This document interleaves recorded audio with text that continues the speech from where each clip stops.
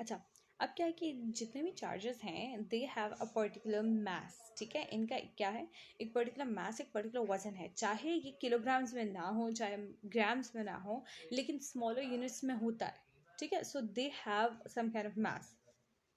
Okay, an object with smaller mass will have less inertia as compared to an object with larger mass, ठीक है। हमने कहा था पहले आप लोगों ने पढ़ा होगा कि मास जो है वो इनर्शिया से डायरेक्टली रिलेटेड है, तो जितना ज़्यादा एक बॉडी का मास होगा उतना ज़्यादा उसके अंदर इनर्शिया होगा। इनर्शिया क्या है, इनर्शिया एक बॉडी की एबिलिटी है, प्रॉपर्टी है कि वो अपनी स्टेट को मेंटेन रखती है। अगर वो स्टेट ऑफ मोशन में है तो स्टेट ऑफ मोशन को मेंटेन करेगी, और अगर वो स्टेट ऑफ रेस्ट में है तो स्टेट ऑफ रेस्ट को मेंटेन करेगी, ठीक है।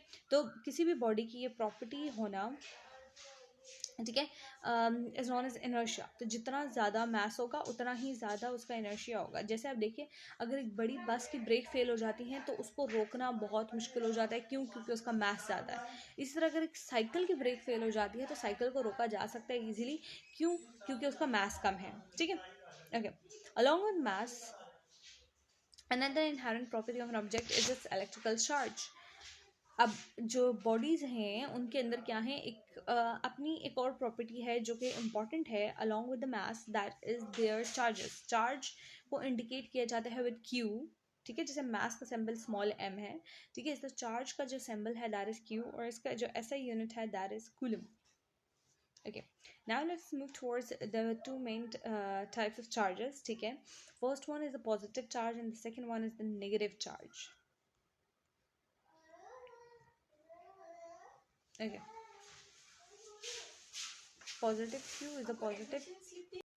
ओके, सो चार्जेस हमारे पास दो तरह के हैं, एक पॉजिटिव चार्ज है और दूसरा नेगेटिव चार्ज है। पॉजिटिव चार्ज को जनरली प्लस क्यू से इंडिकेट किया जाता है, और जो नेगेटिव चार्ज है उसको जनरली माइनस क्यू से इंडिकेट किया जाता है, ठीक है।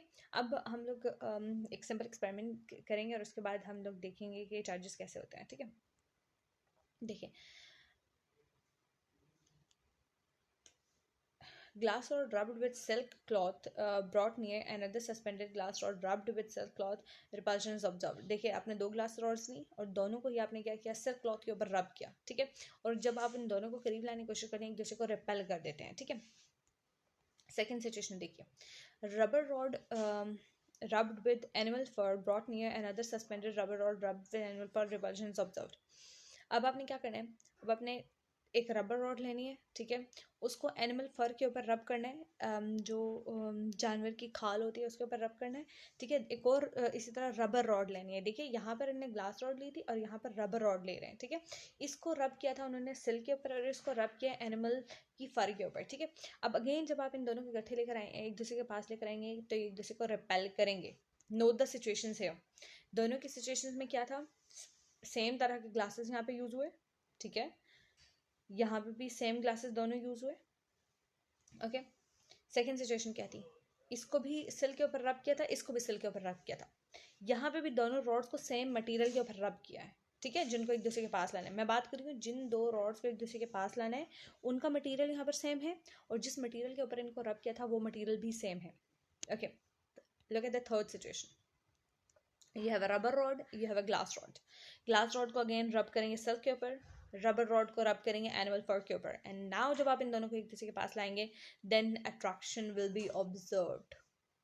सो यहाँ से क्या शो हुआ, यहाँ से ये शो हुआ, यहाँ पर ग्लास रॉड के केसेस में दोनों को सेम मटेरियल के ऊपर रब किया, सेम तरह के चार्जेस दोनों के ऊपर आ गए और सेम चार्जेस ने एक दूसरे को रिपेल कर दिया।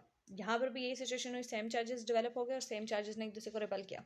यहाँ पर क्या था, दो डिफरेंट तरह की रॉड्स, दो डिफरेंट मटेरियल्स के ऊपर रब किया उनको, और दोनों को जब एक दूसरे के पास लाया तो यहाँ पर अट्रैक्शन डेवलप हुई है, okay. So let us study from these observations. The charge is the basic property of the material due to which it attracts or repels each other.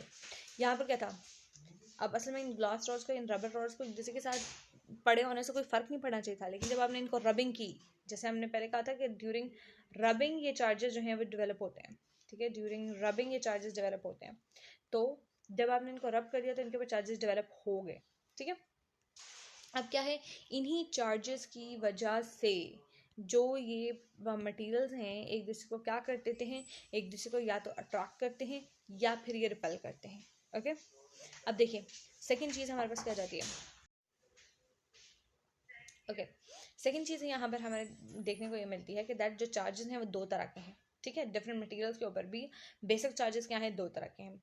Like same degree charges repel each other while unlike charges attract each other. Third important चीज़ क्या है कि अगर same charges होंगे तो वो हमेशा एक दूसरे को रिपेल करेंगे, लेकिन अगर वो हमारे पास ऑपोजिट चार्जेस होंगे they will always attract each other. Okay. We know that all the matter is made up of atoms. Atoms have two kinds of charges: positive charges, which are called the protons containing in the nucleus of the atom, and negative charges called the electron that are revolving around the nucleus. ठीक है, and the neutral particles which are the neutrons, ठीक है, जो कि nucleus के अंदर present होते हैं. As the matter is made up of the most of the atoms, thus every material object must have positive or negative or neutral charge on it. ठीक है, देखिए सबसे पहले इंपॉर्टेंट चीज़ क्या है. सबसे पहली चीज़ ये है कि हर जो मटेरियल है वो एटम से मिलकर बना है. एटम के ऊपर अंदर क्या होता है, एक होता है न्यूक्लियस, और इसके इर्द गिर्द जो होते हैं वो ऑर्बिट्स में क्या कर रहे होते हैं, इलेक्ट्रॉन्स रिवॉल्व कर रहे होते हैं. Electrons have negative charges. ठीक है, जबकि न्यूक्लियस के अंदर हमारे पास क्या है, protons which have the positive charges and the neutrons which have no charge.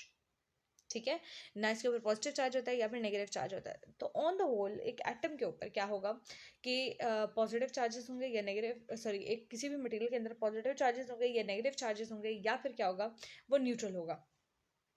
Okay, अब यहाँ पर इन्होंने आपको पार्टिकल का बताया, उसके ऊपर जो चार्ज है वो बताया और उसका मास बताया है. ठीक है, तो इलेक्ट्रॉन के ऊपर जो चार्ज है दैट इज -1.6 इंटू 10⁻⁻19. प्रोटॉन के ऊपर जो चार्ज है that is +1.6 into 10⁻⁻19. And neutron के ऊपर जो चार्ज है दैट इज 0. इस तरह इनके मैसेज ये हैं. Remember this thing. ये वाला जो आपके पास चार्ट है ये MCQs के हवाले से या शॉर्ट क्वेश्चन आंसर्स के हवाले से बहुत ज़्यादा इंपॉर्टेंट है. इस चार्ट को आपने निगलेक्ट नहीं करना, किसी कीमत पे, किसी भी कीमत पे अपने चॉइस पे नहीं छोड़ना.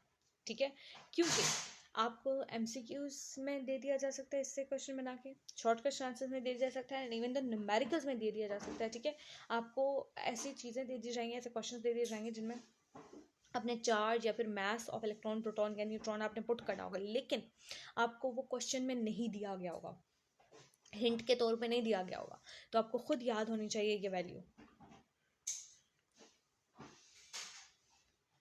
ओके, सो हमारे पास क्या होगा कि एक मटेरियल के ऊपर जो है वो पॉजिटिव चार्जेस जनरेट हो सकते हैं. पॉजिटिव चार्ज कैसे होंगे, पार्डन मी, पॉजिटिव चार्जेस ऐसे होंगे कि जब एक हमारे पास एटम है वो अपना एक इलेक्ट्रॉन लूज करेगा, इलेक्ट्रॉन लूज करेगा तो पॉजिटिव चार्जेस जनरेट होंगे, और अगर इलेक्ट्रॉन गेन करेगा तो नेगेटिव चार्जेस गेन होंगे. लेकिन ऑन द होल एक एटम क्या होता है, ना पॉजिटिवली चार्ज होता है ना नेगेटिवली चार्ज होता है, न्यूट्रल होता है, because it contains equal number of protons and electrons.